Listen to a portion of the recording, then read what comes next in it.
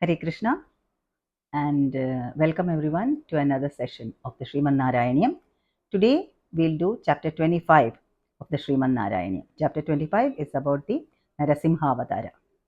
Okay. Today, the 22nd of May 2024 is Nrsimha Jayanti. So we are fortunate to discuss this pastimes of Lord Nrsimha on this auspicious day. And before we start, let's say a small prayer to Lord Nrsimha.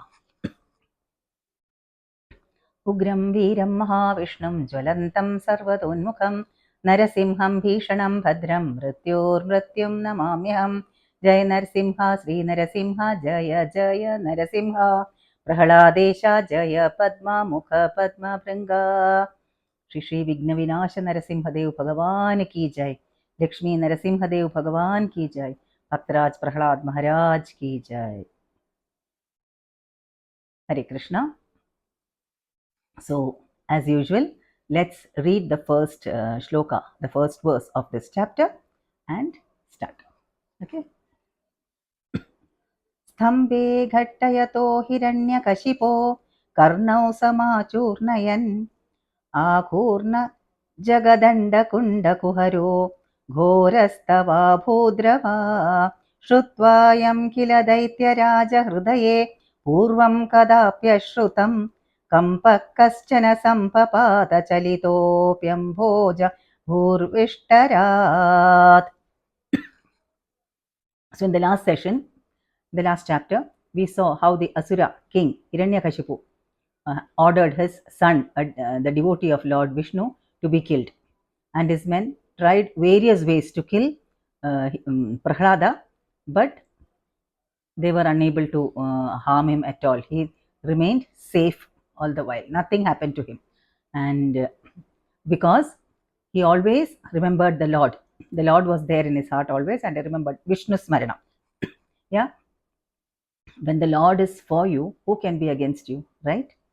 Now, Hiranyakashipu got very angry and he was scared, and he asked Prahlada, who is your strength? From where do you get this strength?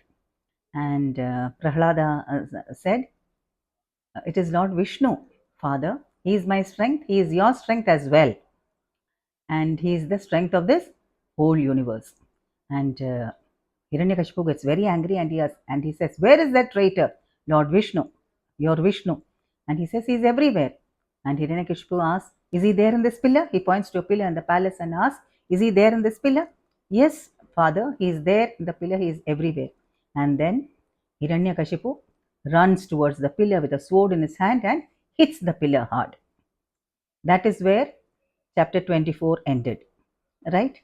And now in this chapter, the poet Sri Melpattur Narayana Bhattatripad starts by saying, O Lord, as Hiranyakashipu struck the pillar, he heard a terrific sound which nearly split his ears. And then there was a loud roar, a ferocious roar, which made the whole earth tremble. Okay. And the Asura felt a shiver down his spine. And the poet says, even Brahma, the creator, was shaken from his throne. Okay. Now, as Hiranyakashipu looked on, wondering what was happening, he was totally confused. Okay. At that time, from the pillar emerged the Lord in a form that was neither man nor beast. While Hiranyakashipu wondered what this terrific, wondrous being might be, the Lord expanded himself into a form with a shining body on which sharp hair was bristling. Okay. Now the Lord's rolling eyes were shining like molten gold. The manes were quivering, overcasting the skies, and his mouth was wide open like a dark cave, exposing his fierce teeth, and his tongue rolled out like a sword. Okay. He had a stout and short neck and 100 arms with lustrous claws. Okay. And his terrific burst of roar resounded in the skies, driving away the hosts of rivals in fright. Okay. Now the Asura king rushed towards the Lord with a mace, saying that this might be Vishnu. I have to kill him. but then he was caught by the Lord's stout arms. However, Hiranyakashipu managed to slip out of the Lord's clutches, and then grabbing a sword, the demon displayed astonishing feats of swordsmanship. He again rushed towards the Lord, who was in a mood to swallow the entire universe. Okay, now the Lord caught hold of Hiranyakashipu and threw him onto his lap. The Lord was sitting in the doorway, so he was neither inside nor outside. And the time was, it was neither day nor night. It was Sandhya time, sunset. Okay, so the time between day and night. Okay, and he threw Hiranyakashipu onto his lap and then tore open the Asura's chest with his claws. Blood started gushing out, and the Lord gleefully drank the blood. Okay, and he roared loudly like a lion, which was powerful enough to shatter the entire universe. All right, and then after killing the Asura, he threw the dead Asura onto the ground from his lap and then sprang up from where he was sitting, and um, he was bathed in blood and flesh, and then he started eating up the host of Asuras who were assembled there.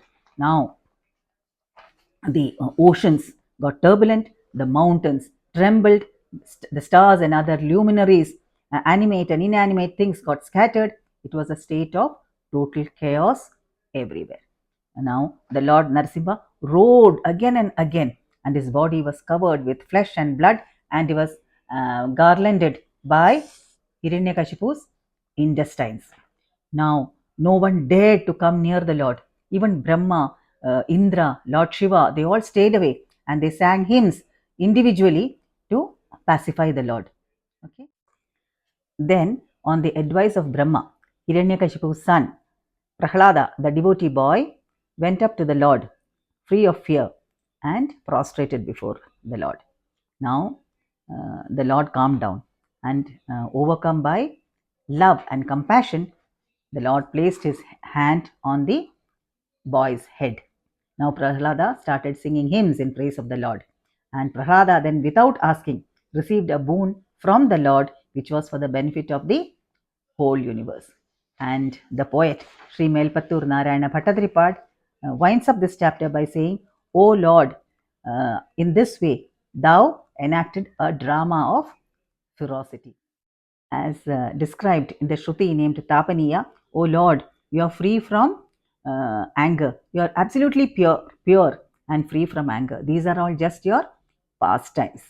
And O Lord, who is fond of Prahlada, O Lord of Guruvayur, be pleased with me and please cure me of my ailments.